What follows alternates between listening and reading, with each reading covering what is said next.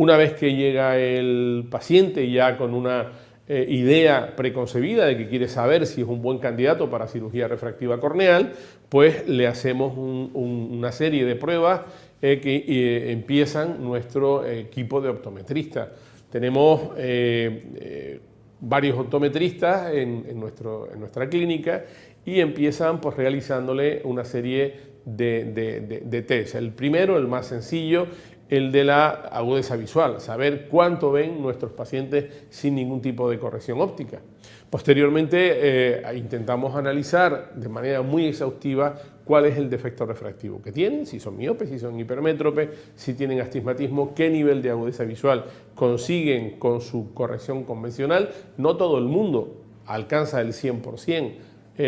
Bueno, pues a lo mejor un señor que tiene un 90% ni siquiera es consciente de que no tiene ese 100%, porque afortunadamente con una visión superior pues a un 70% de visión, si esta es estable, se puede hacer prácticamente una vida completamente normal, se puede conducir, se puede pues, realizar la mayoría de las profesiones. Pero sí que es cierto que para determinadas profesiones, si una persona tiene un 70% de visión, pues no le van a dejar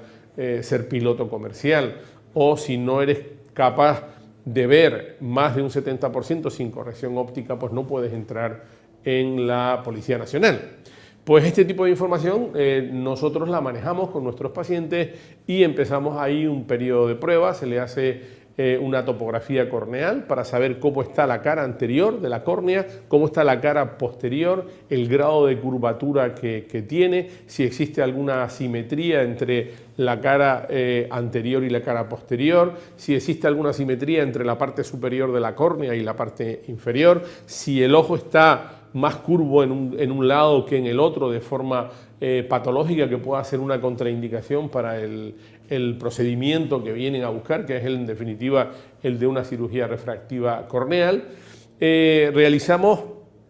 habitualmente este estudio con dos plataformas diferentes, porque en algunas ocasiones son complementarias y nos permiten, digamos, como decía antes, la búsqueda de la excelencia preoperatoria. Además, pues tenemos que averiguar cuál es el grosor corneal, porque dependiendo del grosor corneal, una persona también puede ser, digamos, buen candidato o no buen candidato para un procedimiento de cirugía refractiva corneal. Nosotros, después de operar a una persona, sabemos que debemos dejar una córnea de más de 400 micras de grosor. Si un paciente tiene una córnea de 480 micras de grosor y le vamos a quitar 7 dioptrías, pues probablemente el láser no va a ser la mejor solución. Afortunadamente existen alternativas intraoculares, como decía antes, también implantando una lente en jóvenes que es una lente fáquica, pero también para poder implantar esa lente fáquica necesitamos conocer cuál es el diámetro de la cámara anterior del ojo, que es donde vamos a implantar ese tipo de lente. Hay varios tipos de lentes y a su vez, pues dependiendo de la anatomía de cada paciente, pues personalizamos si la lente que le va mejor sería una u otra. Pero en el caso que nos ocupa básicamente para la cirugía corneal, como decía, una vez realizado una topografía corneal, una vez que conocemos además las aberraciones del ojo, una vez que conocemos el grosor corneal, tenemos una enorme información para poder saber si usted es un candidato o no adecuado para una cirugía corneal. Una vez que el paciente, como decía, si era usuario de lentillas, ha pasado el tiempo adecuado, una vez que piden su cita, una vez que les recibimos en consulta, que les hacemos las pruebas optométricas iniciales, valorado en este caso por el cirujano, por mí, y